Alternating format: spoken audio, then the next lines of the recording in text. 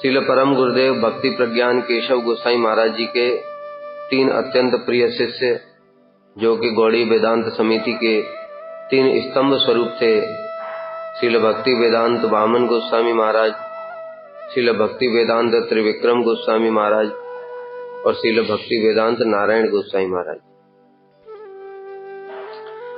तीनों का कैसा परस्पर प्रीतिपूर्ण संबंध था, हम लोग अनेक सारी घटनाओं के माध्यम से उनको समझ सकते हैं।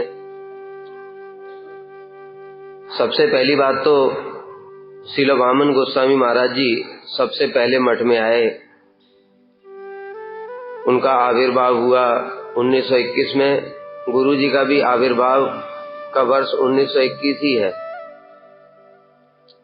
10 वर्ष की उम्र में लगभग 1931 में श्रील वामन गोसाई महाराज जी, उनका नाम था पूर्वाश्रम का संतोष, वो मठ में आए अपनी बुआ जी के साथ में। नवद्वीप धाम परिक्रमा के समय उन्होंने वैष्णवों से कथा सुनी, वैष्णव संग किया और उसके बाद में फिर अपने घर लौट कर ही नहीं गए। अपनी बुआ जी से कह दिया कि मैं अब लौट करके नहीं जाऊंगा, मैं यहीं पर रहूंगा। ये कैसी अद्भुत बात है। 10 वर्ष का बालक भला ऐसा कैसे कह सकता है? अपने घर परिवार को बच्चे लोग 1 मिनट के लिए भी नहीं छोड़ते, और उन्होंने मठ में रहना ही स्वीकार कर लिया और घर लौट कर गए ही नहीं। तब उनकी बुआ जी तो बड़ी परेशान हो गई कि घर वाले अब मेरे ऊपर दोषारोपण करेंगे। इसलिए फिर परम गुरुदेव ने और उनके जो चाचा जी थे उनको समझाया कि चिंता मत करो, हम यहाँ पर हैं और हम इसकी देखभाल करेंगे। कुछ दिनों के बाद में बच्चे को समझा बुझा करके भेज दें। लेकिन जैसे जैसे वो मठ में वास करने लगे, उनकी तो वैष्णवों में प्रीति दिन पे दिन बढ़ती चली गई। वो तो नित्य परिकर हैं भगवान के, किंतु जगत में शिक्षा दे रहे हैं आचरण करके वैष्णवों के प्रति किस प्रकार की प्रीति होनी चाहिए।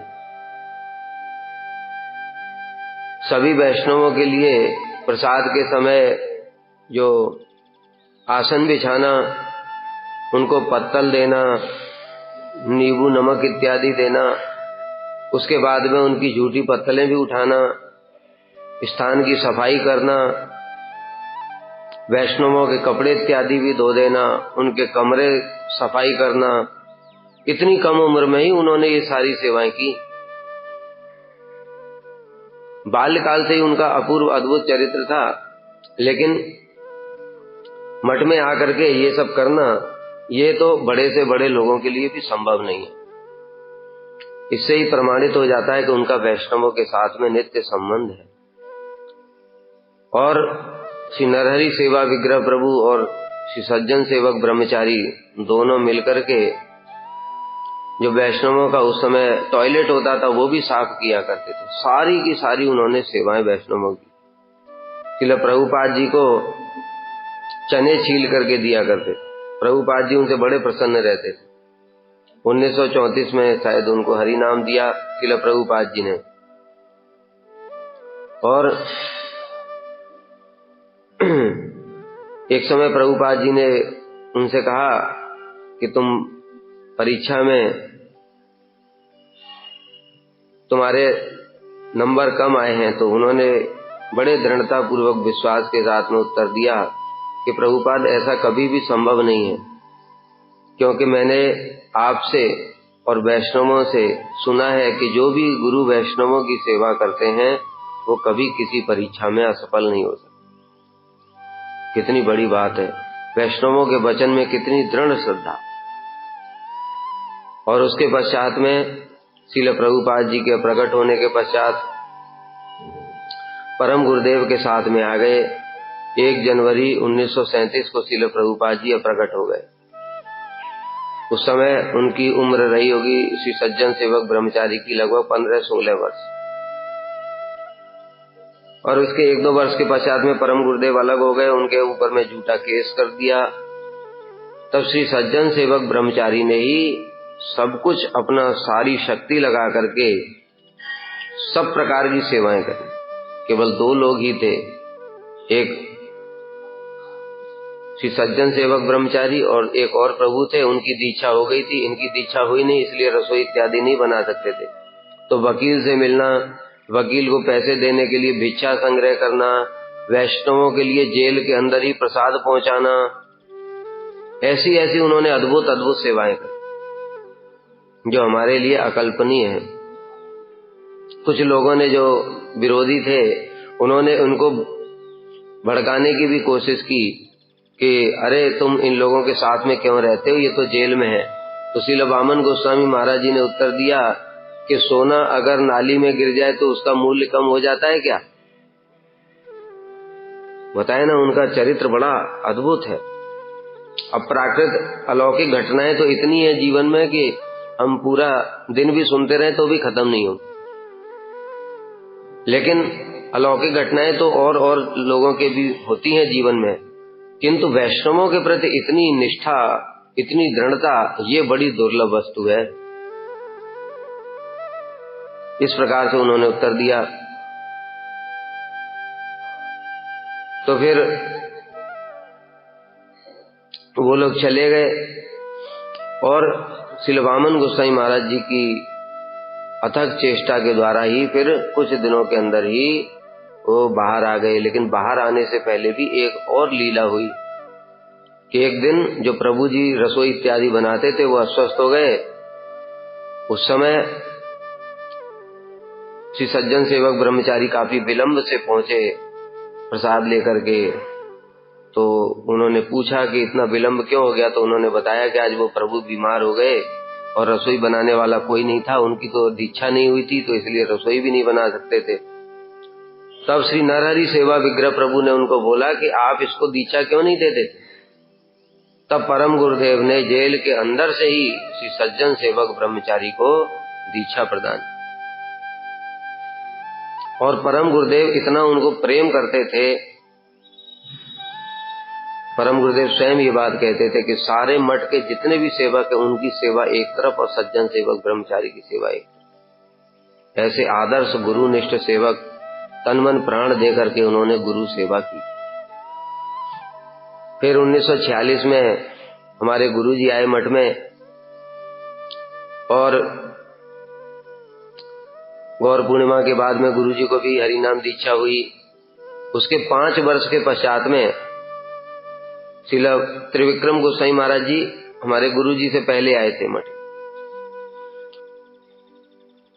1952 ईस्वी में परम गुरुदेव ने इच्छा व्यक्त की, श्री सज्जन सेवक ब्रह्मचारी को बुलाया, कहा मैं आपको सन्यास देना चाहता हूं। तो उन्होंने कहा गुरुदेव अभी मेरा अधिकार नहीं है सन्यास में। श्री त्रिविक्रम गोसाई महाराज जी उस समय श्री राधानाथ दासाधिकारी उनका नाम था, उनको बुलाया तो उन्होंने भी मना कर दिया। फिर श्रील गुरुदेव को बुलाया तो पहले तो उन्होंने भी मना कर दिया। फिर भक्ति कुशल नारसिंह महाराज जी ने उनको समझाया।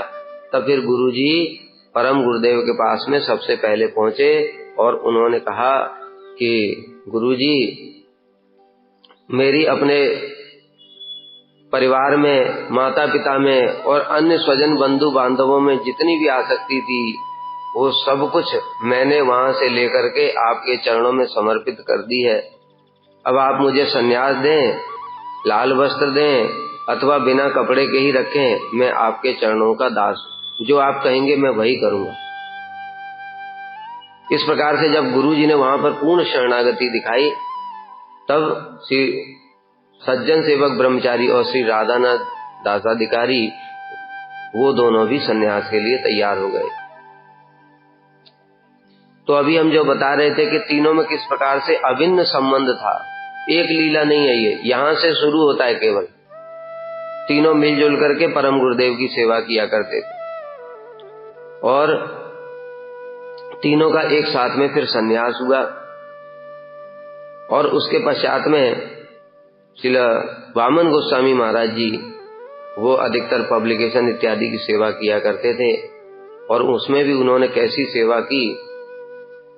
एक समय उनका पब्लिकेशन में प्रिंटिंग मशीन में काम करते करते ये हाथ का अंगूठा, इसमें चोट लग गई और खून बहने लगा, दब गया वो। तो परम गुरुदेव स्वयं आए और उनको देख करके रोने लगे, उनकी सेवा की वृत्ति को देख करके रोने लगे, उनकी आंखों में आंसू आ गए। तो पर श्रील वामन गोसाई महाराज जी कहने लगे, आप रोते क्यों, मैं क्या मर गया हूं? थोड़ा सा ही तो चोट लगी है। और स्वयं परम गुरुदेव उनको लेकर के कलकत्ता गए। इतना बहुत प्रेम करते थे श्रील वामन गोसाई महाराज जी से परम गुरुदेव। और उसके बाद में उनको बार बार प्रचार के लिए कहते थे, किंतु वो प्रचार के लिए नहीं जाते थे। तो फिर परम गुरुदेव ने बलपूर्वक उनको वहां से प्रेस से हटाया और हटा करके तब फिर प्रचार के लिए भेजा। नहीं तो श्रील वामन गोसाई महाराज, उनका स्वभाव बड़ा शर्मीला स्वभाव था, ज्यादा किसी से बोलते नहीं थे और प्रचार में भी नहीं जाते थे। तब ऐसे करके फिर उन्होंने प्रचार कार्य प्रारंभ किया था। और जब गुरुजी मठ में आए तब श्रील त्रिविक्रम गोसाई महाराज जी ने ही उनको जो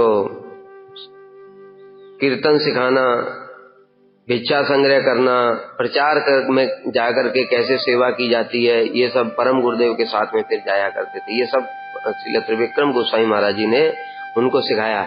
इसलिए गुरु जी की भावना थी उन दोनों के प्रति, श्रील वामन गोसाई महाराज और श्रील त्रिविक्रम गोसाई महाराज दोनों को ही गुरु जी अपना शिक्षा गुरु मानते।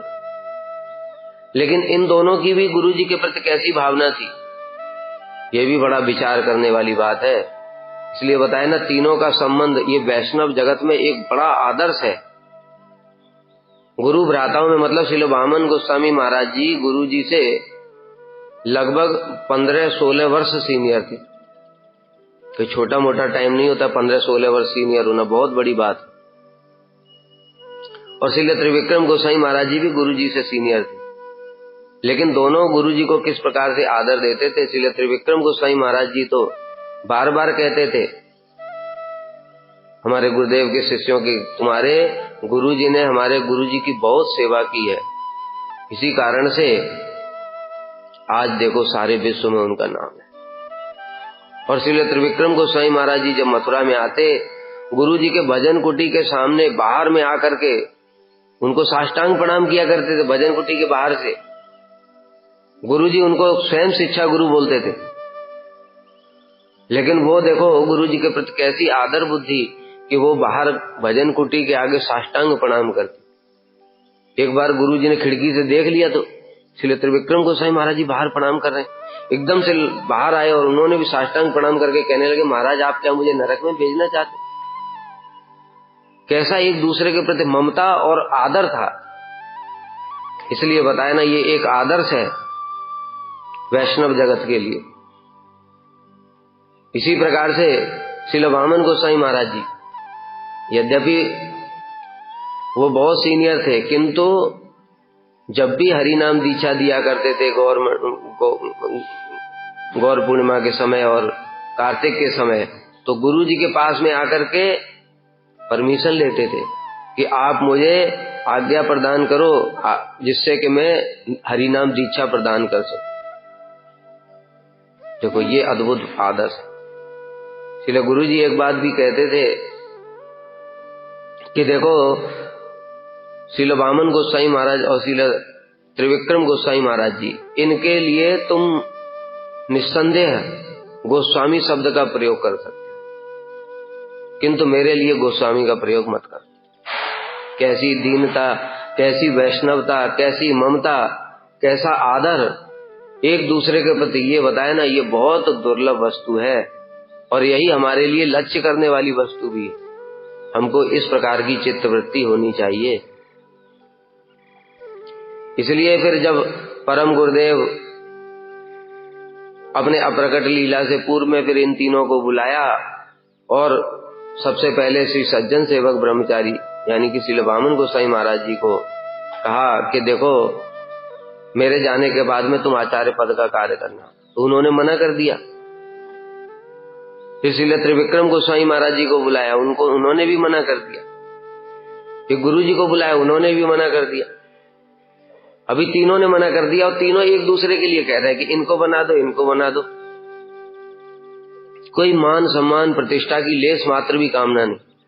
गुरु भ्राताओं के प्रति इतना प्रेम और इतनी आदर बुद्धि। तब परम गुरुदेव ने कहा ठीक है, तुम तीनों मना कर रहे हो तो तीनों बैठ करके अपना विचार कर लो किसको बनना है।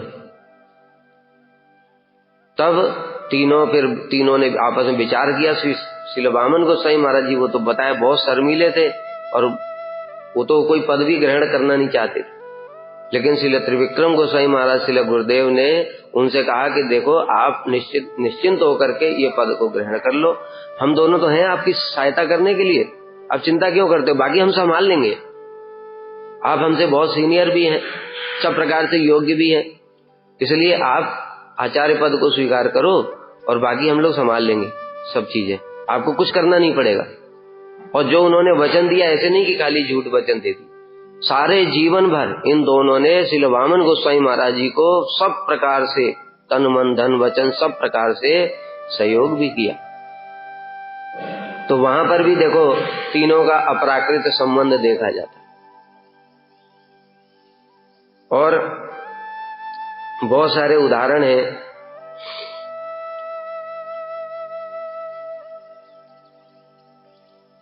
श्रील गुरुदेव के साथ में श्रील वामन गोस्वामी महाराज जी का कैसा अद्भुत अपूर्व प्रीति और आत्मीयता थी। लगभग 1990 की बात है। श्रील वामन गोस्वामी महाराज जी गोपीनाथ गौड़ी मठ में रुके हुए थे, जो इमली तला के पास में है गोपीनाथ गौड़ी मठ, वहां पर रुके हुए थे। और गुरुजी प्रतिदिन रूप सनातन गौड़ी मठ में गुरुजी रूप सनातन गौड़ी मठ में रहते थे, तो प्रतिदिन अपना सुबेरे का भजन इत्यादि करने के पश्चात में श्रील वामन गोस्वामी महाराज जी से मिलने के लिए जाया करते। फिर दोनों में हरि कथा कीर्तन ये सब चर्चा होती। फिर कुछ दिनों के पश्चात में श्रील वामन गोस्वामी महाराज जी को कलकत्ता वापस लौटना था। तो जिस दिन लौटना था उस दिन हमारे गुरुजी ने सारे गाड़ी इत्यादि की व्यवस्था कर दी। मथुरा से तो गाड़ी थी नहीं, टूंडला से गाड़ी पकड़नी थी, तो उसके लिए कार की व्यवस्था कर दी। और वो स्वयं जाकर के श्रील वामन गोस्वामी महाराज जी के पास में पहुंचे और उनको आवाज लगाई कमरे के बाहर, महाराज महाराज समय हो गया है आपके चलने का, प्रसाद पा लीजिए और चलिए। अभी देखा श्रील वामन गोस्वामी महाराज जी ने सुना ही नहीं।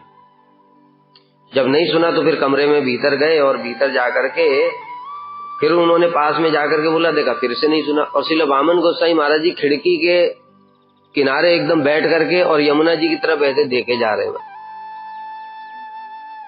जब ऐसे करके हुआ तो गुरुजी ने फिर उनको थोड़ा स्पर्श करके थोड़ा हिलाया कि महाराज आपने सुना नहीं क्या, आपके जाने का समय हो गया है ट्रेन पकड़ने का, इसलिए आप प्रसाद पा करके चलो। आप क्या चिंतन में डूबे हुए थे, ऐसे करके गुरुजी ने पूछा। मैं आपको कब से बुला रहा हूं। तब श्रील वामन गोस्वामी महाराज जी ने देखो गुरुजी को देख करके बताया, नहीं तो और किसी को तो बोलते ही नहीं। उन्होंने अपने आंतरिक हृदय के भावों को व्यक्त किया, जो कि बड़ी दुर्लभ वस्तु है। तब श्रील वामन गोस्वामी महाराज जी बोले, कृष्ण और बलराम यमुना के तट पर सखाओं के साथ असंख्य गायों को लेकर के विचरण कर रहे, मैं ये सब दर्शन कर रहा था, इसी कारण से आपकी आवाज नहीं सुन सकता। बताए ना, सेवोन्मुखे ही जीवादो स्वमेव स्फुरत्यथा। हम तो यमुना जी के किनारे ही रहते हैं, कितने लोग रोज यमुना जी में जाकर आचमन करते हैं, कितना भी बैठ करके वहां चिंता कर लो कृष्ण के दर्शन हो जाए, नहीं होंगे, क्योंकि अपराकृत वस्तु है। अपराकृत वस्तु प्राकृत के गोचर इंद्रियों के गोचर नहीं हो सकती। इसलिए सेवोन्मुखे ही जीवादो, ऐसे जो महाभागवत है, जो सब समय कृष्ण की सेवा की भावना करते हैं, और वो तो खैर परिकर हैं दोनों, इसलिए उनके सामने स्वयं ही वो खिड़की से बाहर देख रहे हैं और लीला अपने आप स्फुरित हो गई और वो लीला के दर्शन कर रहे हैं। इसलिए गुरुजी बोल रहे हैं, उनको सुनाई भी नहीं पड़ रहा है। और गुरुजी उनके इतने अंतरंग थे, इसलिए ये बात भी बता दी, नहीं तो कोई दर्शन करेगा भगवान के, कोई बताएगा क्या। जिसको दर्शन नहीं होता वही बताता है, अपनी प्रतिष्ठा के लिए झूठा मूठा बताता है। आजकल यूट्यूब में देखो, हाँ मुझे ये राधा जी के दर्शन हुए, यहीं पर देखा मैंने। ये सब प्रतिष्ठा के लिए, झूठी प्रतिष्ठा के लिए सब बोलते हैं। किंतु जो शुद्ध भक्त होते हैं उनकी ऐसी अवस्था होती है, वो किसी को कुछ नहीं बोलते। उनके हृदय के भाव बड़े गंभीर होते हैं, किस चिंतन में डूबे हुए थे। तो गुरुजी कहने लगे कि मेरा अपराध हो गया, मैंने आपके लीला दर्शन में बाधा पहुंचाई, मुझे क्षमा कर दीजिए। तो श्रील वामन गोसाई महाराज जी कहने लगे, नहीं नहीं, ये आपने ठीक ही किया, क्योंकि हमको गाड़ी भी तो पकड़नी है। तो इस प्रकार से श्रील वामन गोसाई महाराज जी ने गुरुजी को अपने आंतरिक जो बातें हैं वो भी बताई, क्योंकि उनके अत्यंत प्रिय थे। श्रील परम गुरुदेव ने मथुरा में केशव जी गौड़ी मठ में स्थापित किया और उत्तर भारत में प्रचार का कार्य गुरुजी को दिया, क्योंकि गुरुजी हिंदी भाषी थे, इसलिए हिंदी भाषी क्षेत्र में गुरुजी को ही प्रचार का कार्य दिया। मथुरा का दायित्व तो उनको दिया गया। और गुरुजी उन्होंने कैसे वहां पर प्रचार किया, हम सभी लोग जानते हैं, हमारे लिए बड़ा मुश्किल है सोचना भी। मथुरा में रहते थे उस समय जो ब्रजवासी हैं, वो बंगाली लोगों से बहुत डरते थे कि बंगाली लोग काला जादू जानते हैं, हमारे बच्चों को बहला फुसला करके जादू टोना करके अपने साथ ले जाएंगे। इसलिए कोई बात भी नहीं सुनता था। लेकिन गुरुजी ने घर घर में जाकर के बड़े प्रीति पूर्वक एक एक घर में जाकर के कृष्ण की कथा सुनाई। तब धीरे धीरे लोग उनसे जुड़ना शुरू हुए, भिक्षा करके जीवन यापन करना, रोज 2 लाख नाम करना, 3 टाइम कथा करना, सुबह दोपहर शाम गुरुजी 3 टाइम कथा किया करते थे। ऐसे ब्रह्मचारियों को उन्होंने बड़ी कठोर ट्रेनिंग दी। कितना उस समय कठिन समय था, यमुना जी से पानी भर के लाना पड़ता था, नल नहीं था। हमारा मठ कहाँ है, यमुना जी कितनी दूर है, वहां से घड़े से पानी भर करके लाना पड़ता था, इतना परिश्रम। तो इस प्रकार से संघर्ष करके गुरुजी ने जीवन यापन किया और वहां पर मथुरा में रह करके प्रचार किया ब्रज में सारा। अब श्रील वामन गोसाई महाराज जी आचार्य थे, श्रील त्रिविक्रम गोसाई महाराज, श्रील गुरुदेव और अन्य अन्य लोग प्रचार करके लोगों को लाते और श्रील वामन गोसाई महाराज जी दीक्षा दिया करते। तो वो तो 1 साल में 1 या 2 बार ही आते थे ब्रज में, कार्तिक के समय अथवा अन्य किसी विशेष समय पर, बाकी समय तो नहीं आ पाते थे। उस समय इतनी सारी ट्रेनों की व्यवस्था और अन्य व्यवस्थाएं भी नहीं थी। इसलिए बाद में जब थोड़ा श्रील वामन गोसाई महाराज जी अस्वस्थ रहने लगे, तब गुरुजी को उन्होंने बोला कि देखो आप स्वयं दीक्षा दे दिया करो, क्योंकि मैं वहां पर नहीं आ पाता हूं पुनः पुनः। तब भी गुरुजी हमारे जो प्रभु जी हैं पूज्यपाद परमेश्वर प्रभु बताते हैं ना कि मैं मठ में आया, गुरुजी के पास आए हमारे, और किंतु गुरुजी ने जो श्रील वामन गोसाई महाराज जी कुछ मालाएं जप करके दे जाया करते थे, वो माला उन्होंने दे दिया, किंतु दीक्षा नहीं दिया। वो चाहते तो दीक्षा दे सकते थे। श्रील वामन गोसाई महाराज जी ने उनको बोला भी था कि आप दीक्षा दिया करो, किंतु फिर भी नहीं देते थे। कहते हमको 1 साल तक इंतजार करना पड़ा। जब श्रील वामन गोसाई महाराज जी आए ब्रज में, तब जाकर के उनकी दीक्षा हुई। ऐसे करके बहुत समय तक लोगों को इंतजार करना पड़ता था, लेकिन गुरुजी फिर भी दीक्षा नहीं देते थे। तब श्रील वामन गोसाई महाराज जी ने पुनः पुनः उनको पत्र लिखा, और पत्र में लिखा कि देखो मैं शारीरिक रूप से अस्वस्थ रहता हूं, अब पहले की तरह नहीं आ सकता, इसलिए आप ही दीक्षा दे दिया करो, अन्यथा महाप्रभु के प्रचार में बाधा आएगी और वहां पर जो श्रद्धालु लोग हैं उनके साधन भजन में बाधा आएगी, इसलिए आप स्वयं ही दीक्षा दिया करो। खुद पत्र लिखा श्रील वामन गोसाई महाराज जी ने कई बार, तब जाकर के गुरुजी ने दीक्षा प्रदान किया। देखो ऐसी आदर बुद्धि और अनुगत्य, अपने गुरु भ्राताओं का कैसा अनुगत्य था। गुरुजी श्रील त्रिविक्रम गोसाई महाराज जी दोनों सब प्रकार से योग्य थे, लेकिन योग्य होने पर भी गुरुजी ने तो श्रील वामन गोसाई महाराज जी की बात मान करके दीक्षा देना प्रारंभ किया। लेकिन श्रील त्रिविक्रम गोसाई महाराज जी तो क्योंकि बंगाल में ही रहते थे, श्रील वामन गोसाई महाराज जी के साथ ही रहते थे, इसलिए उन्होंने कभी जीवन में दीक्षा नहीं दिया और सारे जीवन भर श्रील वामन गोसाई महाराज जी का अनुगत्य किया जब तक वो रहे। और वो तो कहते थे मैं कोई भी शिष्य नहीं बनाऊंगा।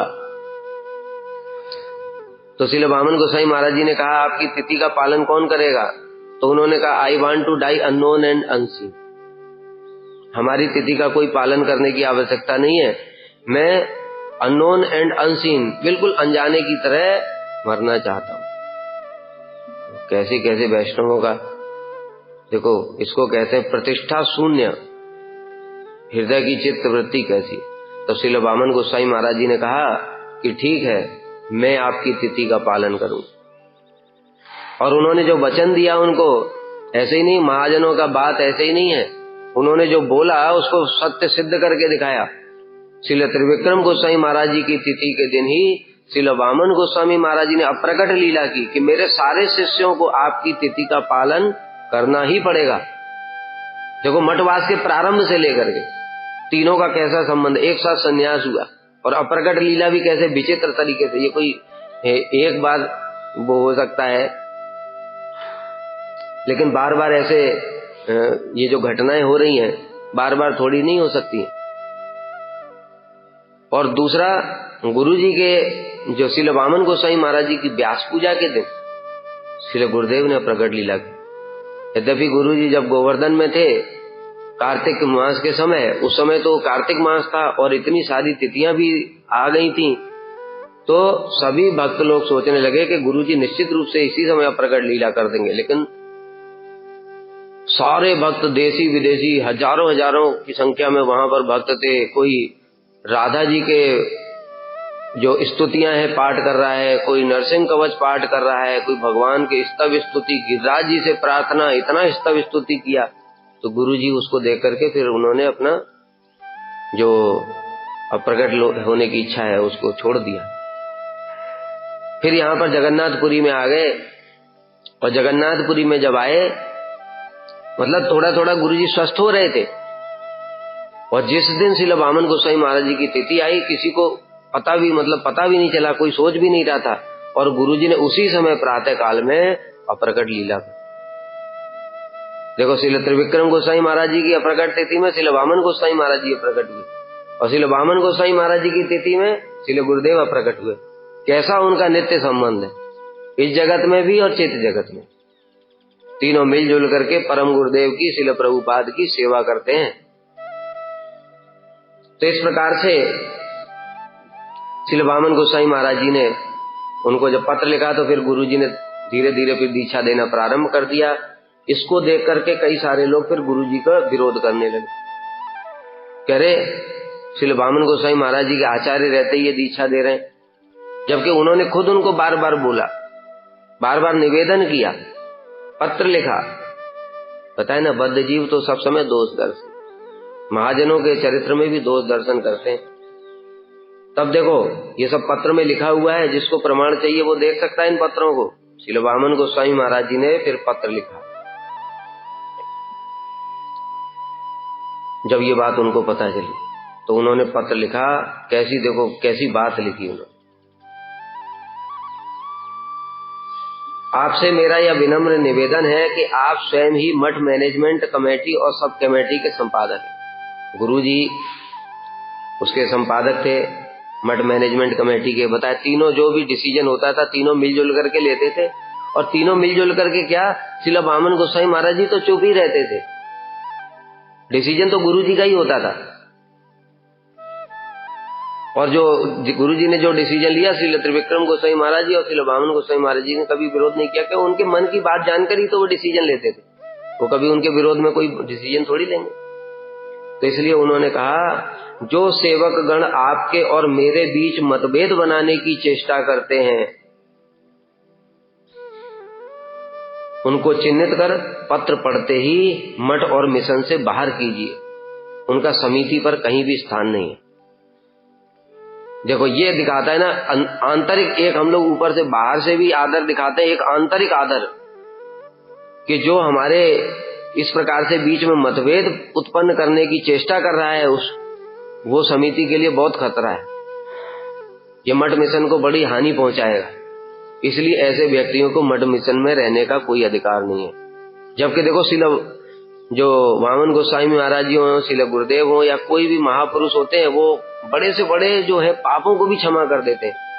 कोई शिष्य ने स्त्री संग कर लिया, किसी ने धन को चुरा लिया, किसी ने कुछ भी गलत किया, तब भी किसी को मठ से नहीं निकालते। लेकिन उन्होंने कितनी बड़ी बात बोली यहाँ पर। ये दिखाता है कि उनका गुरु जी के प्रति कितना प्रेम और कितना आदर सब कुछ था और कैसा उनका घनिष्ठ संबंध था। 1994 ईस्वी में एक और घटना हुई। श्री वामन गोसाई महाराज जी, ध्यान से सुनना, देखो तीनों का कैसा संबंध है, एक नहीं कितनी सारी घटनाएं। श्री वामन गोसाई महाराज जी, श्री गुरुदेव और श्री त्रिविक्रम गोसाई महाराज जी नवद्वीप धाम परिक्रमा के समय देवानंद मठ में उपस्थित थे। एक दिन प्रातः काल 4 बजे श्री वामन गोसाई महाराज जी ने गुरु जी को अपने भजन कुटी में बुलाया। इतनी जल्दी जल्दी बुलाते नहीं थे, इतना सुबेरे सुबेरे।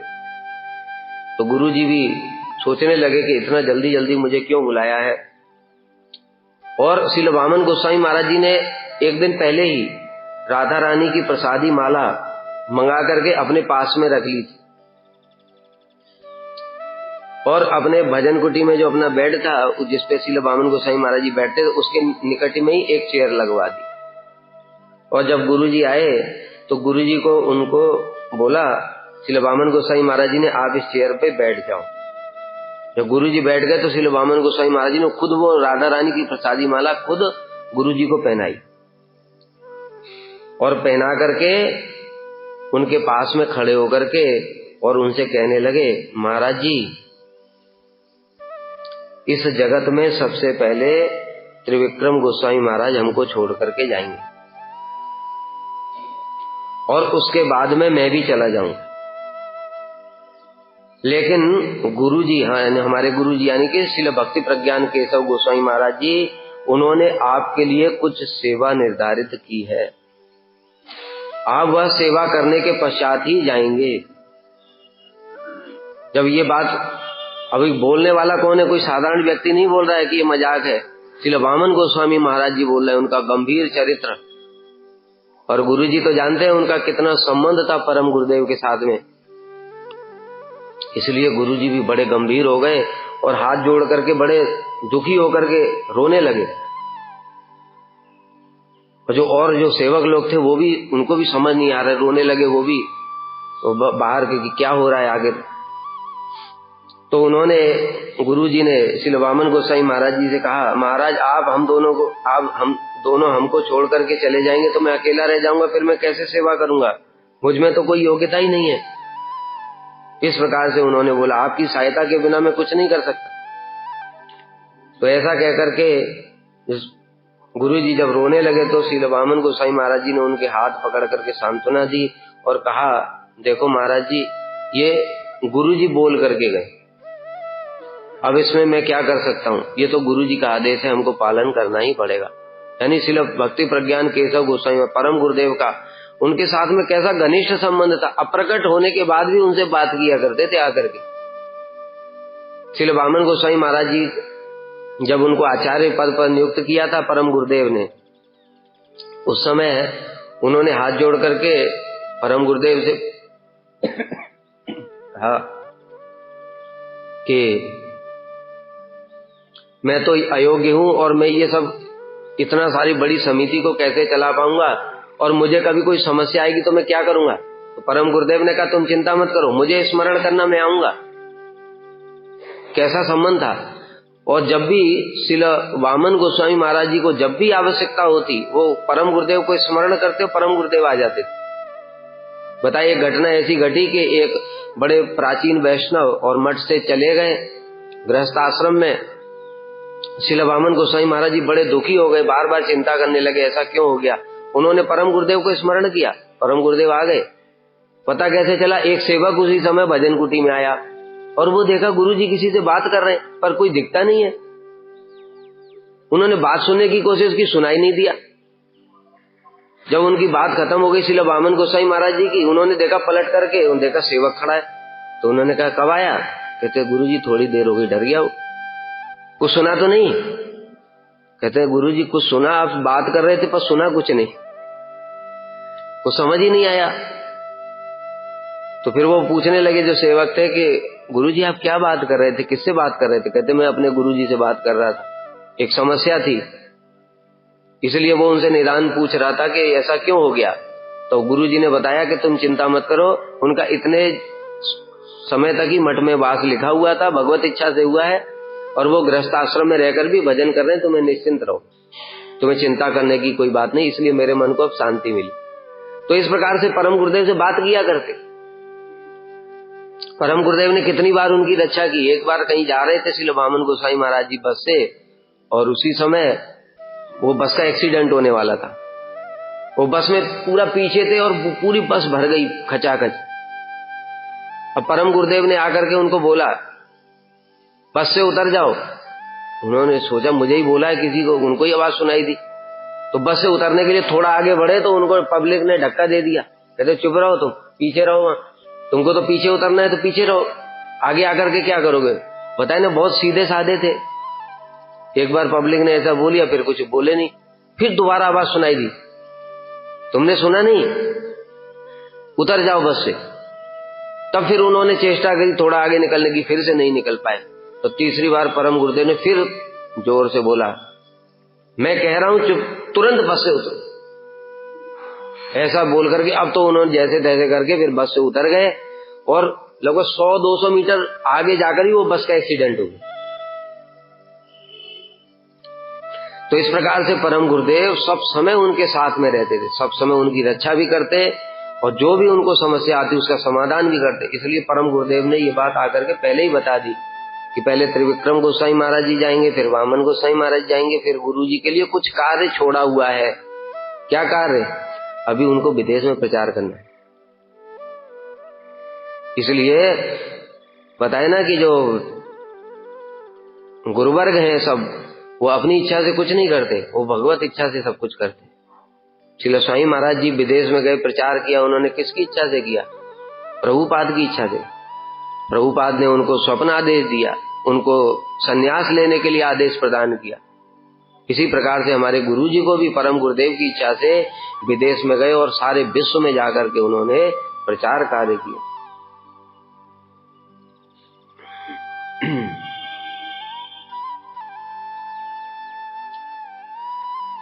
और एक अद्भुत उनकी प्रीति का देखो घटना है। कैसा बताए ना, ये जो वैष्णवों का संबंध है यही हमारी संपत्ति है। इस चित्त वृत्ति को लक्ष्य करना चाहिए। अगर हमारी वैष्णवों में प्रीति हो गई तो हमारी सिद्धि हो गई। हमारी सिद्धि क्यों नहीं हो रही? हमारे वैष्णवों से कोई प्रेम ही नहीं है, उनके प्रति कोई आदर सम्मान ही नहीं है। और श्रील प्रभुपाद जी से एक समय उनके सभी शिष्यों ने एक प्रश्न किया था कि प्रभुपाद, आपके शिष्यगण सुबेरे से रात तक आपकी दिन रात सेवा करते हैं, सभी लोग तनमन, देखा जा रहा है तनमन प्राण दे करके सब आपकी सेवा करते हैं, इनमें से सर्वोत्तम सेवा किसकी? तो श्रील प्रभुपाद जी ने एक ही सेंटेंस में उत्तर दे दिया, जिनकी वैष्णवों में जितनी अधिक प्रीति है उसकी सेवा उतनी ही उत्तम है। इसलिए वैष्णवों में प्रीति देखो। गुरु जी के साथ में श्रील वामन गोसाई महाराज जी की कैसी प्रीति थी, जो बताए ना, श्रील वामन गोसाई महाराज जी ने पहले ही बता दिया आपको अभी प्रचार कार्य करना है, गुरु जी की इच्छा है। तो श्रील गुरुदेव 95 में फिर विदेश में प्रचार करने के लिए गए। प्रचार यात्रा से लौट करके कलकत्ता के श्री विनोद बिहारी गौड़ी मठ में आए। तब श्रील वामन गोसाई महाराज जी, उन्होंने एक दिन पहले ही अपने सारे शिष्यों को बुलाया और सारे शिष्यों को बुला करके कहा कि देखो कल नारायण महाराज जी आएंगे, ये मंदिर को बढ़िया से सजाओ, ठाकुर जी को बढ़िया से श्रृंगार करो, अच्छे अच्छे नए नए वस्त्र पहनाओ, उनको माला दो, और जो हमारे गुरु जी का नारायण महाराज का जो कक्ष है रूम, उसको बढ़िया से सजाओ, और मेरे कमरे को भी सजाना, क्योंकि अगर उनका कमरा सजाया और मेरा कमरा नहीं सजाया तो उनको अच्छा नहीं लगेगा। देखो क्या आदर्श दिखाया। देखो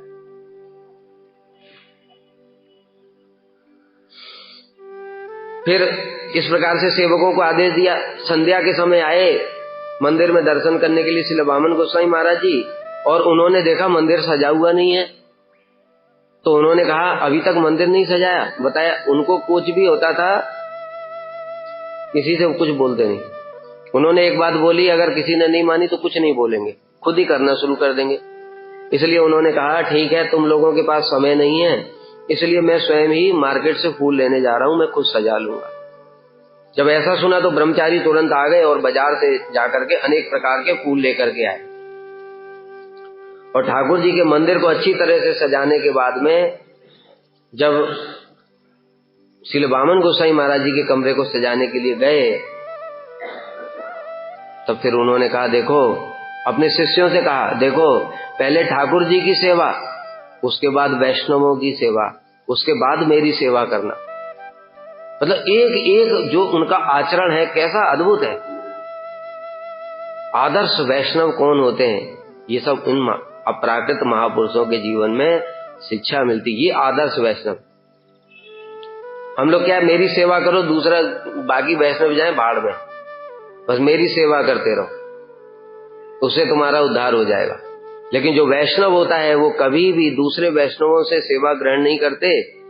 वो सब समय उनको प्रेरणा देते हैं कि दूसरे वैष्णवों की सेवा करो, मेरी कभी मत करो। और ये तो गुरु जी हैं, अपने शिष्यों को बोल रहे हैं। सारे शास्त्रों में एक ही बात बोली गई है, गुरु जी की सेवा करनी चाहिए। लेकिन गुरु जी क्या आदर्श दिखा रहे हैं, ठाकुर जी की सेवा करो, वैष्णवों की सेवा करो, उसी से गुरु प्रसन्न हो जाएंगे। वास्तव में ये गुरु, जो गुरु अपनी सेवा के लिए बोलते हैं, ठाकुर जी और वैष्णवों की सेवा के लिए नहीं बोलते, वो गुरु ब्रुव है, अपने आप को गुरु कहते हैं। ये आदर्श गुरु है, आदर्श वैष्णव। तो इस प्रकार से उन्होंने कहा कि पहले नारायण महाराज के कमरे को सजाओ, उसके बाद में मेरे कमरे को सजाना। वैसे इसकी जरूरत नहीं है, लेकिन मेरे को इसलिए सजाना पड़ेगा क्योंकि अगर वो आएंगे और अपना सजा हुआ देखेंगे तो फिर वो उनको बहुत खराब लगेगा, वो दुखी हो जाएंगे। देखो इतना प्रीति है, जानते हैं वो सब।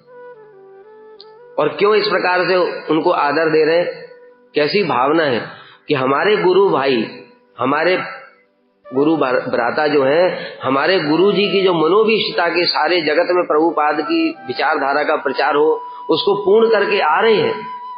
इसलिए उनका किस प्रकार से सम्मान करना चाहिए, किस प्रकार से आदर करना चाहिए, जो गुरु सेवक है उसको किस प्रकार से आदर करना चाहिए, इसकी शिक्षा दे रहे हैं। यद्यपि वो सर्वोत्तम गुरु सेवक वही है, श्रील वामन गोस्वामी महाराज जी, सभी जानते हैं ये बात। गुरु जी स्वयं कहते थे, परम गुरुदेव भी यही कहते, सर्वोत्तम गुरु सेवक है सज्जन सेवक ब्रह्मचारी। लेकिन होने पर भी दूसरे गुरु भ्राता भी जो गुरु जी की सेवा कर रहे हैं, उसको किस प्रकार से आदर सम्मान प्रदान करना चाहिए, ये उन्होंने आदर्श दिखाया। और तब गुरु महाराज जी ने नाट्य मंदिर में खुद आकर के, जब गुरु जी आ गए तो खुद आकर के उनको स्वागत किया, उनको माला दिया और ऊपर जाकर के एक दूसरे को दोनों ने प्रणाम किया। बताया ना, गुरु जी उनको शिक्षा गुरु बोलते थे, तब भी श्रील वामन गोसाई महाराज जी उनको प्रणाम करते। और ऐसे करके 5-6 दिन तक रहे, दोनों आपस में परस्पर घनिष्ठ पूरा संबंध, और जाकर के बताया करते थे कि कैसे कैसे प्रचार हुआ। और श्रील वामन गोसाई महाराज जी सुन करके उनका और उत्साहवर्धन करते थे कि आपने बहुत अच्छा हमारे गुरु जी का मनोभीष्ट पूर्ण कर। उन्होंने पत्र के माध्यम से देखो बहुत सारी बातें बताई हैं। श्रील वामन गोसाई महाराज जी ने पत्र लिखा, पूज्यपाद नारायण महाराज, आप शुद्ध भक्ति कथा का प्रचार करने के उद्देश्य से विदेश जा रहे हैं। जब विदेश जा रहे थे तो उन्होंने पत्र लिखा उत्साहवर्धन करने के लिए।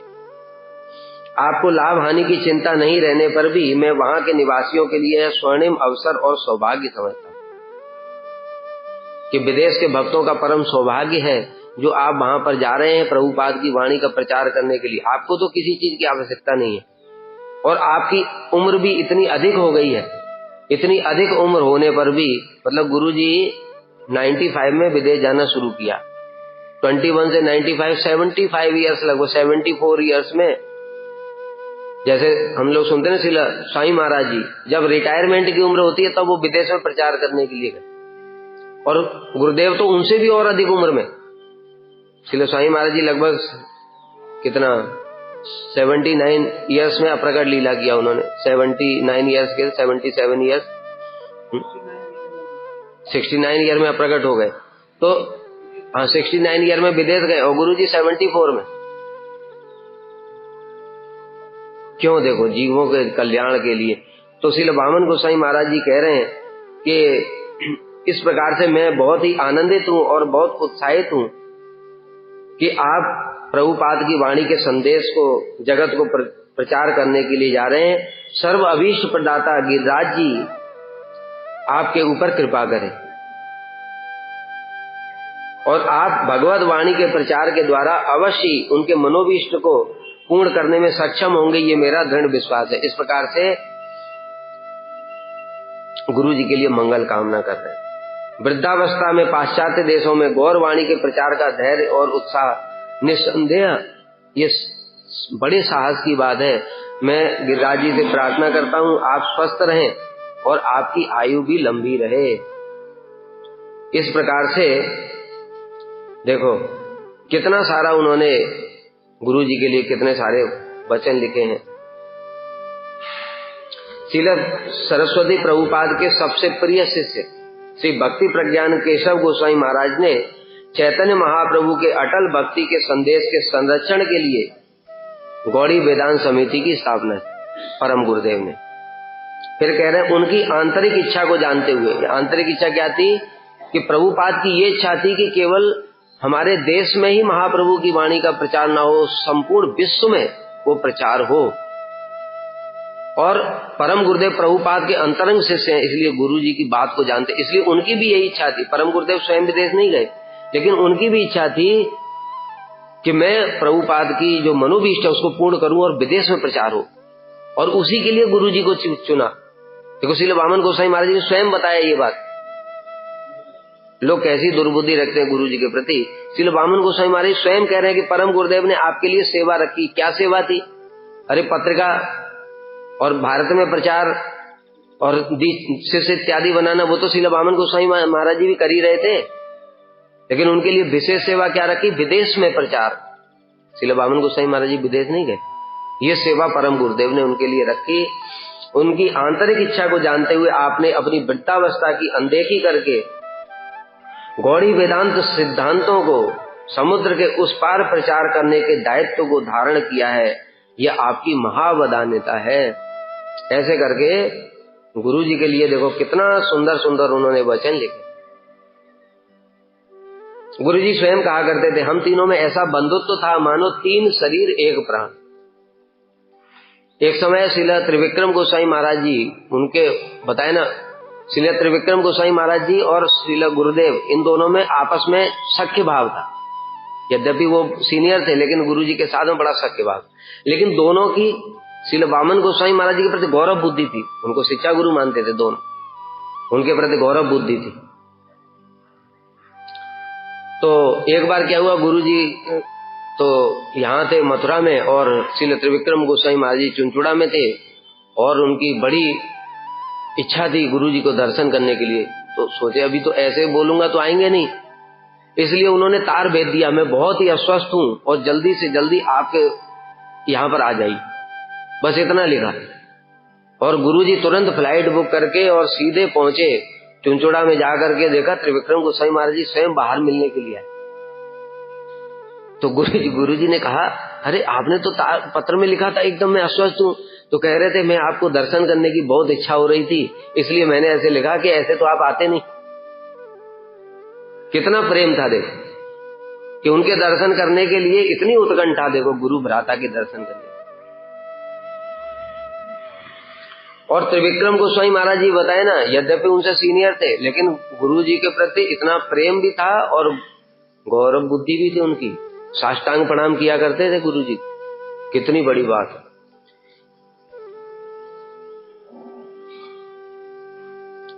और श्री वामन गोस्वामी महाराज जी समिति के आचार्य थे, दोनों से बहुत सीनियर थे, लेकिन होने पर भी दीक्षा देने से पहले वो गुरु जी और त्रिविक्रम गोस्वामी महाराज जी के पास आकर के कहते, महाराज आप लोग आदेश दें कि मैं लोगों को हरिनाम और दीक्षा प्रदान कर सकूं। देखा तीनों का घनिष्ठ संबंध। एक समय श्री वामन गोस्वामी महाराज जी जगन्नाथपुरी में थे और अस्वस्थ हो गए। वहां पर बहुत इलाज कराया, फिर भी ठीक नहीं हुए। तो शिष्य लोग कहने लगे, यहाँ पर अच्छे डॉक्टर नहीं है पुरी में, तो इसलिए हम आपको कलकत्ता ले जाना चाहते हैं। तो श्री वामन गोस्वामी महाराज ने किसी की बात नहीं सुनी, कलकत्ता जा ही नहीं रहे। अब ये बात गुरु जी को पता चली कि श्री वामन गोस्वामी महाराज जी बड़े अस्वस्थ हैं और उनको इलाज के लिए तुरंत कलकत्ता ले जाना पड़ेगा, किंतु जा नहीं रहे। गुरु जी ने जब ये सुना तो गुरु जी स्वयं आ गए पुरी, नवद्वीप से पुरी आए और पुरी आकर के खुद गुरुजी ने उनके पास में गए और जाकर के कहा, महाराज चलिए कलकत्ता चलना है। बस गुरुजी आ गए, अब वो कुछ नहीं कर सकते, तो पूरा सरेंडर। इसलिए खुद ही पहले सेवकों से बोल दिया उनको देखते ही कि लो नारायण महाराज आ गए, अभी बैग पैक करो, अब तो जाना ही पड़ेगा, अब कुछ नहीं। इस प्रकार से देखो अपने गुरु भ्राता के प्रति आदर बुद्धि थी।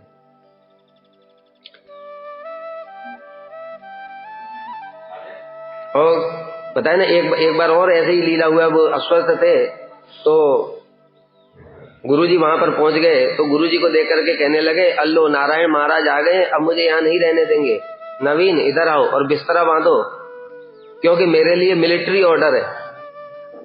तो मिलिट्री ऑर्डर है तो ऊपर से अब कोई कुछ नहीं कर सकता, वो तो जाना ही पड़ेगा, मानना ही पड़ेगा।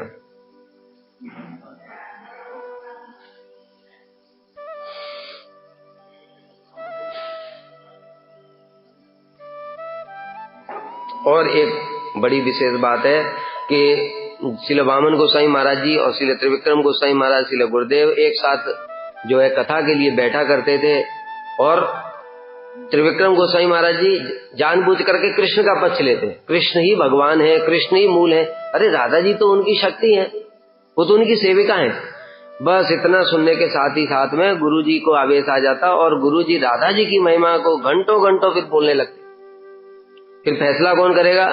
श्रील वामन गोसाई महाराज जी कि कौन जीता, गुरु जी जीते कि त्रिविक्रम गोसाई महाराज जी जीते। तो श्रील वामन गोसाई महाराज जी फिर दोनों का सामंजस्य किया करते, बड़े प्रेम पूर्वक कहते, राधा पक्ष छाड़ी जे जन से जय जन, जे भावे से भावे थाके, आमी तो राधिका पक्ष पाती सदा, कबू नाही हेरी ताके। ये रूपानुग विचारधारा। इस प्रकार से तीनों एक ही थे। श्रील त्रिविक्रम गोसाई महाराज जी कृष्ण का पक्ष लेते, मतलब क्या है, वो रूपानुग नहीं है, वो रूपानुग है। किंतु गुरु वो कहा करते थे कि तुम्हारे गुरु जी के हृदय में बड़ी संपत्ति भरी हुई है, लेकिन इसको निकालने वाला चाहिए। कोई बहुत अधिक किसी को नॉलेज है, लेकिन कोई कुछ प्रश्न ही नहीं पूछेगा तो क्यों बताएगा, लेकिन कोई प्रश्न पूछता है तब वो अपनी नॉलेज बताना शुरू करते। इस प्रकार से गुरु जी के हृदय में राधा जी के प्रति बड़े भाव थे। और जब त्रिविक्रम गोसाई महाराज जी उनको थोड़ा सा चिंगारी दिखा देते, तब वो जागृत हो जाते और फिर राधा जी की महिमा को प्रकाशित करते। इस प्रकार से तीनों मिलजुल करके उन्होंने गौड़ी वेदांत समिति को बहुत लंबे समय तक चलाया। जगत में ऐसे भजन के बहुत कम अधिकारी हैं जो ऐसे रूपानुग वैष्णवों के प्रचार में लगे हुए हैं। इस प्रकार से आज की तिथि में उन दोनों के श्री चरणों में, श्रील वामन गोसाई महाराज, श्रील त्रिविक्रम गोसाई महाराज, श्रील गुरुदेव, सभी के चरणों में हम प्रार्थना करते हैं कि जैसा उन्होंने आचरण आदर्श करके दिखाया, उस प्रकार से थोड़ा बहुत कुछ भाव हमारे अंदर भी आए और विशेष रूप से वैष्णवों के प्रति ममता और वैष्णवों के प्रति आदर बुद्धि कि हमसे ये श्रेष्ठ है, हमसे ये निकृष्ट है, इस प्रकार की भावना न रहे। जो भजन कर रहा है वो सब श्रेष्ठ है, इस प्रकार की भावना हमारे हृदय में आए। इसी के साथ में वाणी को विराम देता हूँ। वांछा कल्पतरुभ्यश्च कृपा सिन्धुभ्येव च पतितानां पावनेभ्यो वैष्णवेभ्यो नमो नमः। कल्पतरुभ्यश्च कृपा सिन्धुभ्येव च पतितानां पावनेभ्यो वैष्णवेभ्यो नमो नमः। कल्पतरुभ्यश्च कृपा सिन्धुभ्येव च पतितानां पावनेभ्यो वैष्णवेभ्यो नमो नमः। कल्पतरुभ्यश्च कृपा सिन्धुभ्येव च पतितानां